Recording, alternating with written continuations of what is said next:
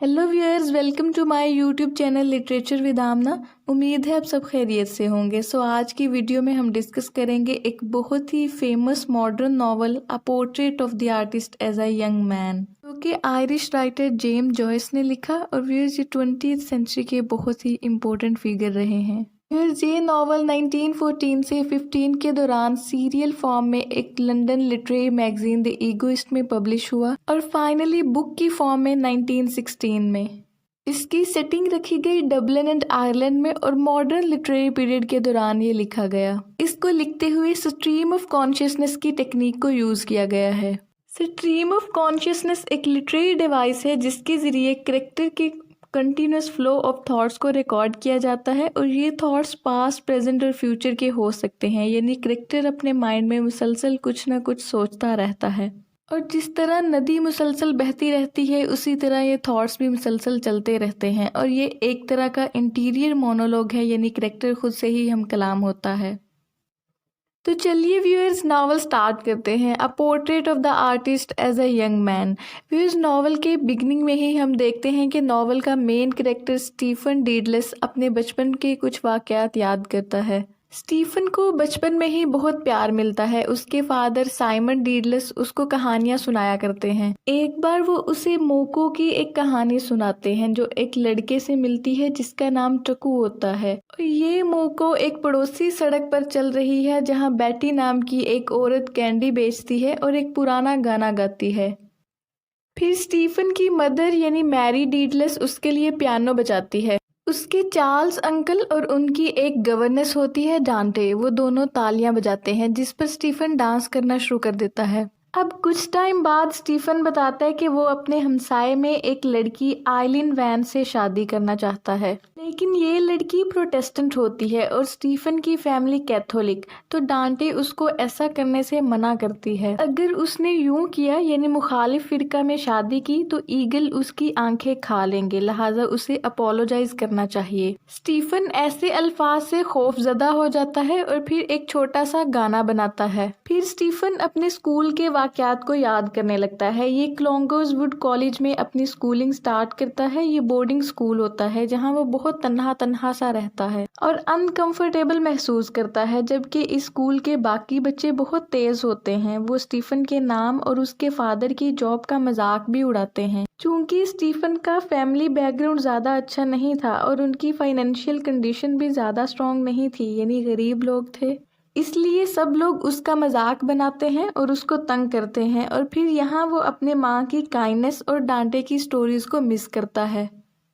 एक दफ़ा एक बच्चा जिसका नाम वेल्स होता है वो स्टीफन से पूछता है कि क्या कभी उसने अपनी मदर को किस की है। तो स्टीफन हाँ में जवाब देता है, जिससे सारे बच्चे उस पर हंसने लगते हैं और उसका मजाक उड़ाते हैं। स्टीफन डर जाता है और अब की बार वो ना में जवाब दे देता है, लेकिन ये बच्चे फिर भी उस पर हंसने लगते हैं, जिस पर स्टीफन सोचने लगता है कि माँ को किस करना अच्छी बात है या बुरी बात। फिर वो गॉड के बारे में सोचता है कि खुदा तमाम जुबानों को समझता है और हर एक जुबान में इंसान की बातों को सुनता है। स्टीफन के तमाम दोस्त चर्च जाकर दुआएं मांगते हैं और रात को वही जाया करते हैं, लेकिन स्टीफन हॉस्टल के एक रूम में ही सोता है। और फिर वो घर जाने के बारे में सोचता है कि उसके वालिद स्टीफन के इतना अरसा घर से बाहर रहने पर नाराज होंगे। एक बार उसके दोस्त उसको तालाब में गिरा देते हैं। ये ख्याल भी उसको खौफजदा कर देता है। इन सब ख्यालात की वजह से जब वो अगली सुबह उठता है तो बुखार में मुब्तला होता है, यानी उसको बहुत ज़्यादा फीवर हो जाता है। फिर वो अपने मरने और जनाजे के बारे में सोचने लगता है कि उसके दोस्त उसके जनाजे में ब्लैक ड्रेस पहने शरीक होंगे। और व्यूअर्स, फिर स्टीफन को पता चलता है कि चार्ल्स स्टीवर्ट पार्नल की डेथ हो गई है। और अब यूं होता है कि स्टीफन को सर्दियों की छुट्टियां हो जाती हैं तो वो घर चला जाता है। क्रिसमस के दिन रात को खाने पर उन सब के दरमियान एक सियासी और मजहबी बहस शुरू हो जाती है। मिस्टर केसी, जो स्टीफन के फादर यानी साइमन डीडलेस के दोस्त होते हैं, वो भी इस बहस में शरीक होते हैं।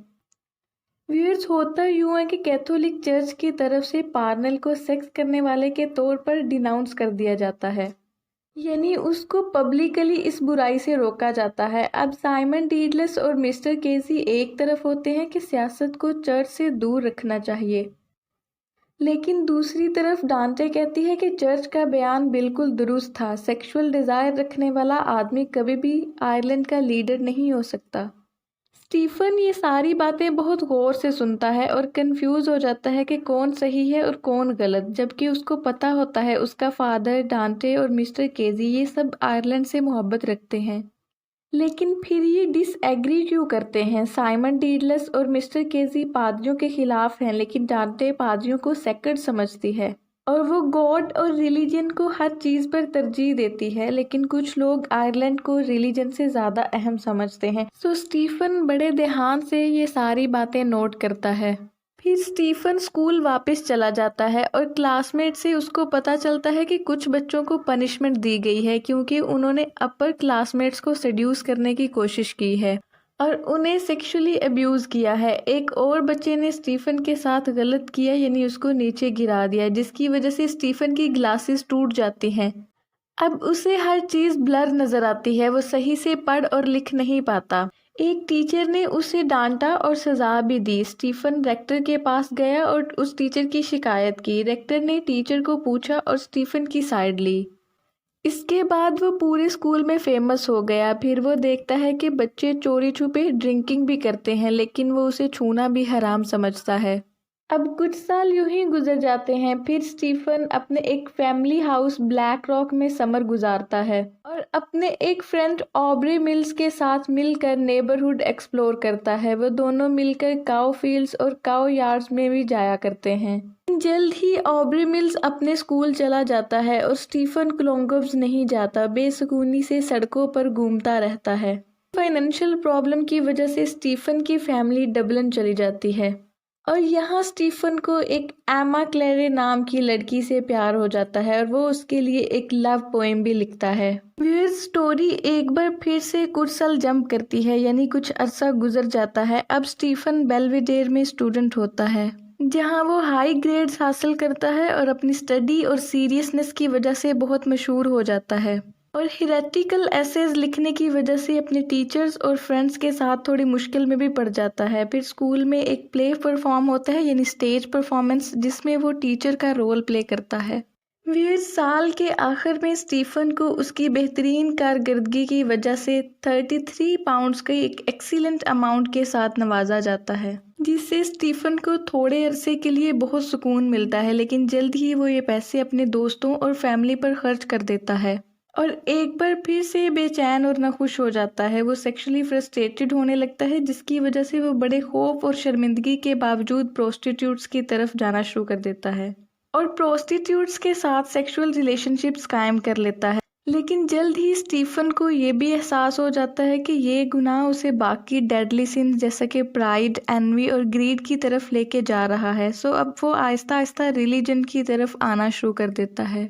फिर स्कूल का रेक्टर आकर अनाउंस करता है कि पूरा स्कूल 3 दिन की एक रिलीजियस रिट्रीट को अटेंड करेगा। स्टीफन की क्लास भी इसमें हिस्सा लेती है और ये बुनियादी तौर पर सिन, हेल एंड हेवन और सफरिंग पर मुश्तमिल लेक्चर्स होते हैं और ये लेक्चर्स, ये सरमन्स एक पादरी फादर ऑर्नल कन्वे करता है। वो बताता है कि इस ज़मीन पर ज़िंदगी मीनिंगलेस है, इसके बाद एक और ज़िंदगी है जो ज़्यादा इम्पोर्टेंट है। और फिर वो डेथ के बारे में बताता है तो स्टीफन अपनी डेथ के बारे में सोचने लगता है और उसे यूं लगता है कि जैसे ये सारे लेक्चर्स उसी को एड्रेस किए जा रहे हों। ये उसके जुर्म को नाकाबिले बर्दाश्त बना देते हैं। सो वो अपने गुनाहों का एतराफ़ कर लेता है और उन पर माफ़ी मांगने और बाकी की ज़िंदगी खालिस और परहेजगारी से गुजारने का फ़ैसला कर लेता है। गुनाहों के खौफ और खुदा के अजाब के डर से वो चर्च जाकर दुआएं मांगना शुरू कर देता है, लेकिन उसे ज़हनी और दिली सुकून कहीं नहीं मिलता।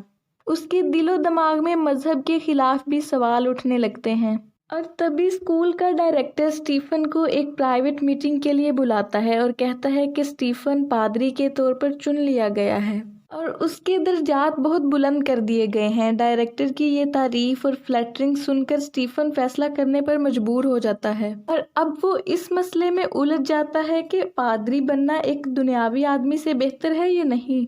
उसे अचानक एहसास होता है कि पादरी बनना बहुत ही बोरिंग काम है और वो खुशी से मजहबी ज़िंदगी से भी मुंह मोड़ लेता है। और इसकी बजाय वो अपने फादर के कहते हुए और अपनी माँ की मुखालफत के बावजूद डबलिन यूनिवर्सिटी में दाखिला ले लेता है और अक्सर उदास और खामोश रहता है। यहाँ वो बहुत मुअज़्ज़ज़ और कॉन्फिडेंट स्टूडेंट होता है, लेकिन अपनी अक्सर क्लासेस छोड़ देता है और दोस्तों के साथ एस्थेटिक डिस्कस करते हुए टाइम गुजारता है।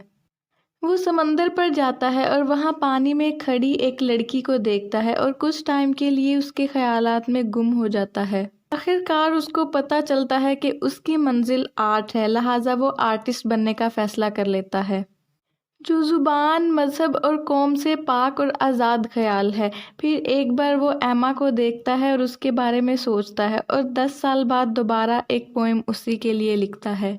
फिर स्टीफ़न की अपनी मदर के साथ भी बहुत डिस्कशन होती है, जिसकी वजह से वो प्रोटेस्टेंट और रोमन कैथोलिक फ़िरक़ों के दरमियान अजीब सी कशमकश का शिकार रहता है।